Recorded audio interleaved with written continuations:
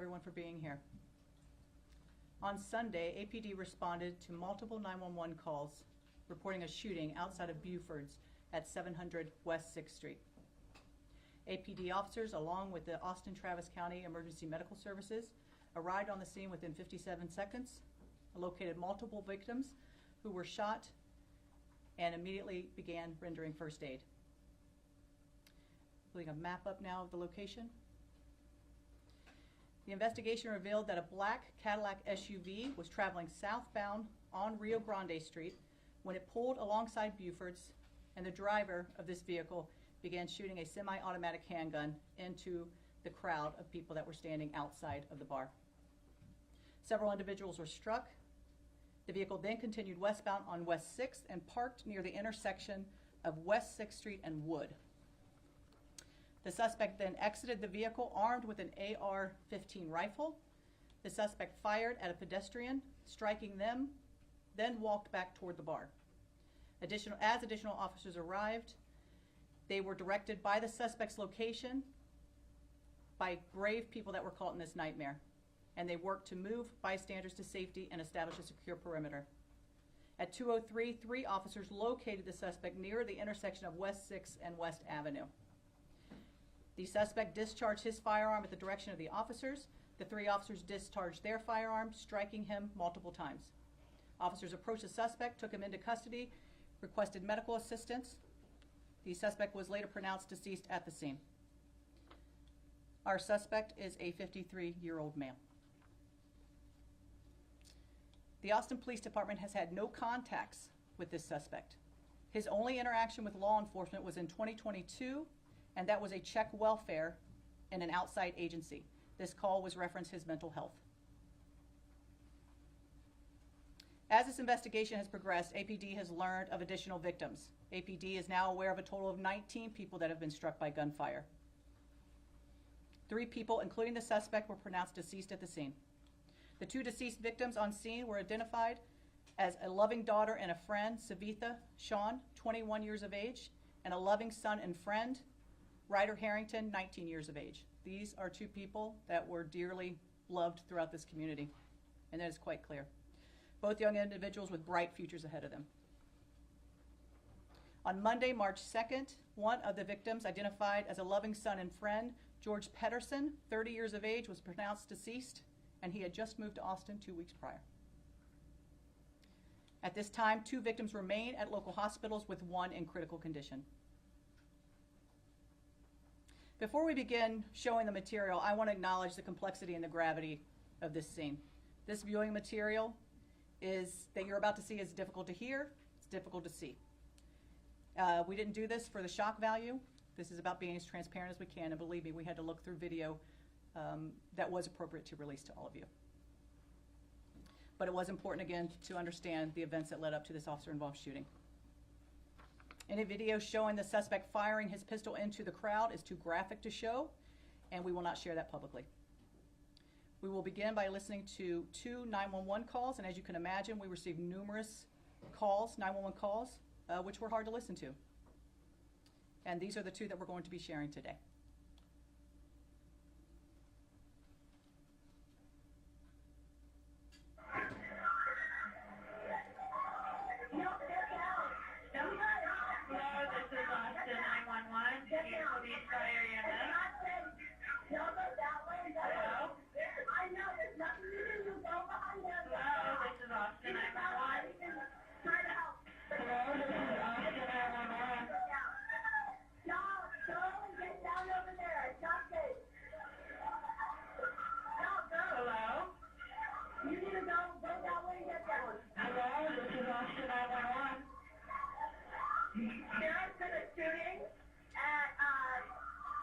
Buford on 6th Street, there are people dead over here. There have been multiple people shot. We need help right now.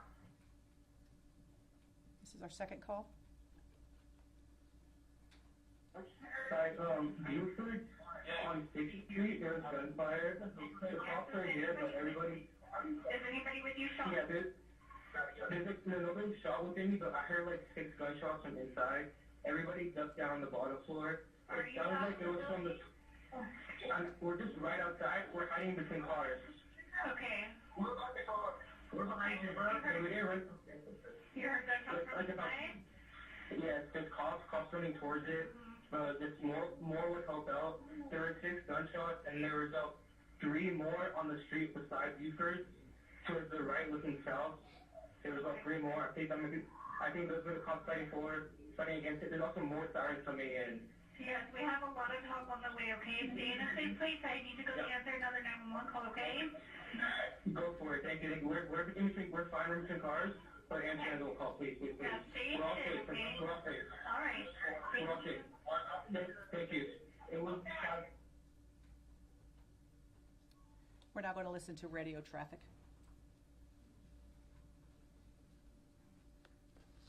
They're advising that the shooter vehicle is going to be a Chevy Tahoe. They are saying somebody was shot. George 301 going 23. Units hold the air. They heard 6 or 7 gunshots. We have the direction of travel. That's right. Checking. First thing I want to see a black Chevy Tahoe, DL43. I do have 1 victim. Looks like he possibly shot it. We're right here on the side street. It's going to be a male. Clear, 1 shot. You got to pull it through. Also be advised, we probably have about 6 or 8 people that are actively been shot. We're going 23 with the medics at the clear. Bring them in. George 301 is trying to be a CYOA.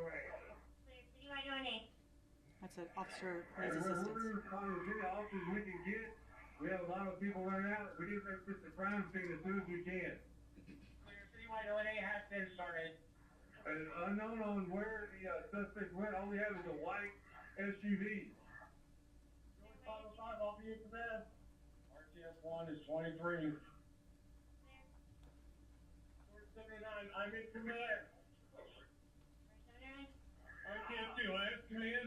We're inside Buford. We have at least 1 victim in contingent contact. Responding units, we need you guys to clear 6th Street. We need EMS to have a route of ingress. George 505, AXP is going to be 6 in Rio, 6 in Rio. Right, 302 to responding units, I cannot stress this enough. You guys need to keep 6th Street clear. Shut it down if you have to. On George, just let y'all know, you pretty much got the city coming to you. Do you want them to stage at the main and dispatch from there? What do you guys need? 79, there are additional shots being fired. Clear, additional shots being fired. 302, that was to the west, that was to the west. Those shots were on the, on West Avenue. 302, the thing is at 8 off 15, 8 off 15 to the west. 6th Street. On 5th Street.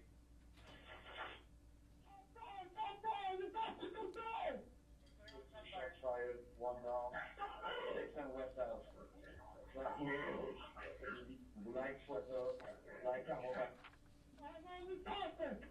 Move to now, over the street. And left.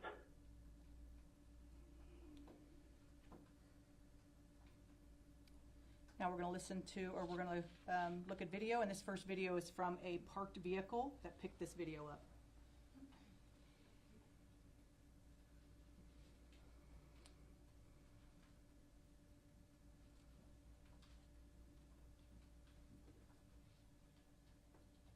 You can see our suspect come into frame. He has the AR in his hand.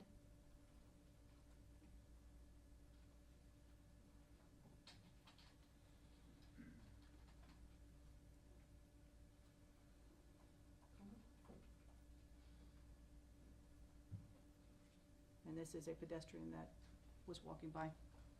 Second video is our halo surveillance. That is our high activity location observation.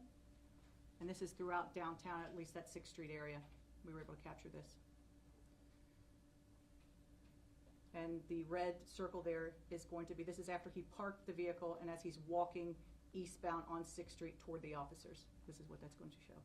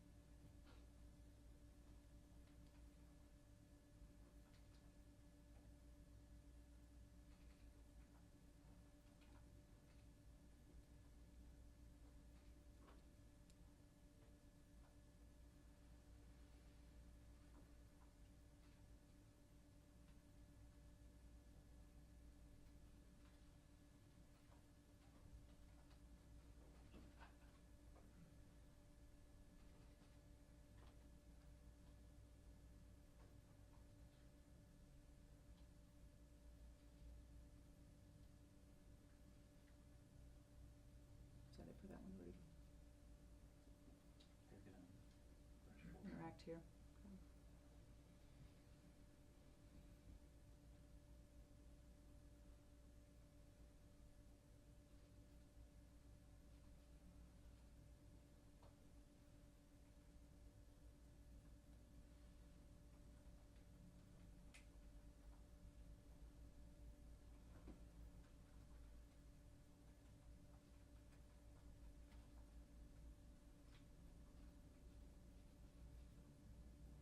The next video will be body-worn camera from Officer 1.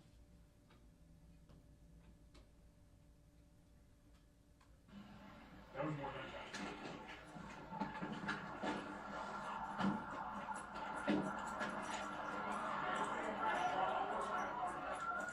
Hey, I'm with you. I'm with you.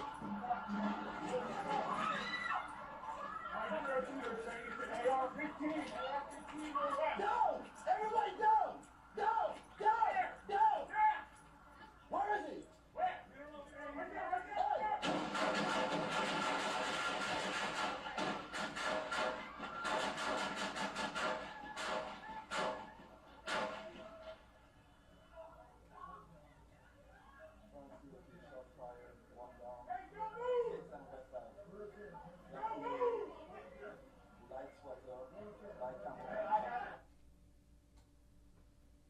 Next video is from Officer 2's body-worn camera. This was an officer that was on West Street. On the ground! Where is it? Where is it? Over there! He's on 6th Street! Where is it? Where is it? Push up!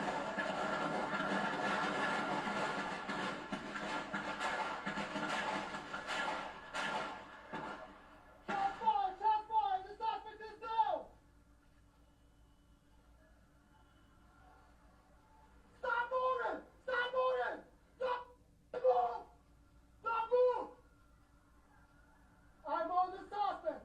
Move here now! I'm on the 6th and west!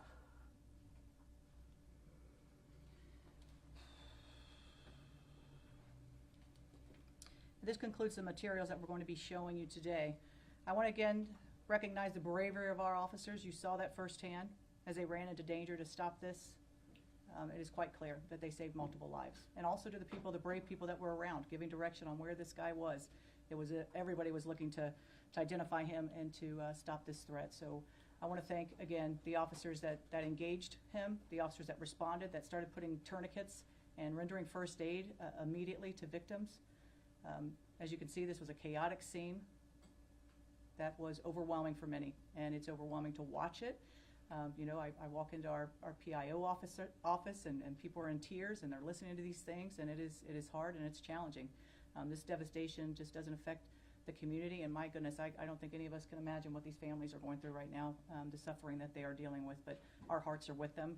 I want to thank the mayor. Thank you for your leadership and city management team. Just fantastic, giving us all the resources that we need. Again, this is an investigation that is continuing, still working with our FBI partners.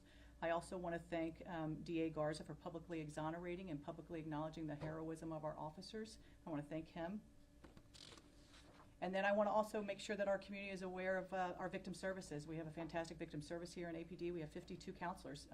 We're very fortunate here, but anyone who is having any trauma or any issues or questions about this can call them at 512-974-5037. Also, if anyone has evidence that they would like to send, I know a lot of people captured video and audio. This QR code, if they want to hit that, they can send and upload that information, and that will go to a detective. And again, if you see, the amazing thing is when we look at all of these 911 calls, it's about calling as soon as possible. Anyone who sees something, hears something, please call 911 immediately. Thank you all for coming. Okay, we'll take 3 questions. I have a question right here. So I have heard that one of the victims was outside of Buford's waiting for an Uber. That's right. Can you tell us generally, without compromising the investigation, where the victims were? Yeah, I think it is important. These were not all people that were inside the bar. This is, 6th Street is a What's great about 6th Street is you have the entertainment areas, and I'm talking from east to west. You have the entertainment, but people come to walk along 6th Street. That's it. And there's restaurants, all of those things. A lot of the people were struck outside of the bar. And one thing about Buford's, which is something that we all appreciate, is a nice patio. And so that's what they have on the side there. And so these were some people that were outside, that were in that back patio, but the majority of the people that were shot were outside that bar.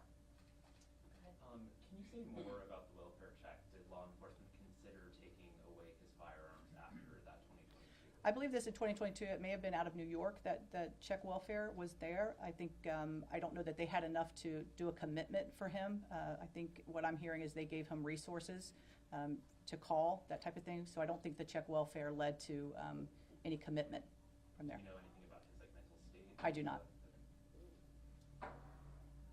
Chief, can you probably give us an update on anything investigators have found about potential link to terrorism as a motive here?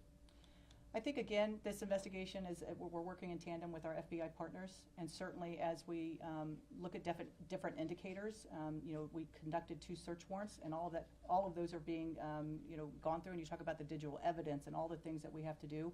We are not ready to talk about exactly what that nexus is, but again, from that early on, the scene, calling in the FBI was the right thing to do, and you talk about a scene of that gravity and then the potential for terrorism, that had to be investigated, and it is.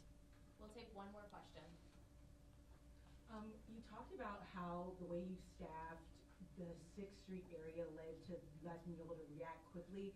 Now that you've seen the success in a horrific situation that had, are you thinking about staffing any other areas of the city differently to make sure that you're able to have a similar response? Or are you already doing that? Yeah, I think when we look at, and again, Halo being that area where there's so much concentration, and as Austinites, that 6th Street area is that entertainment area, and we get thousands of visitors there on the weekend. And so, believe me, as new chief, when I came here, I thought, my gosh, look at the amount of overtime and the resources that we spend on 6th Street. But this is why. I mean, we have to be prepared, and anytime that you're having a very dense crowd and people are out, we need to be prepared to go, and not just for police, but for medical purposes, all of those. And so this is just, again, to look at the cast, the strike team that we have in conjunction with fire and EMS. That's what responded to these scenes as well, is being able to get there quickly to address these situations. So they will remain, and as we move forward, any crowds that we have, we are a department, again, that practices best practices throughout the country, and people look to us to what we do. Having that group every Friday, Saturday, Sunday, they're in this room. They have these cameras up on 6th Street. All of this, they're being looked at. So it is something that we do for very large events, so we're ready and we're prepared to go. Thank you. All right, thank you.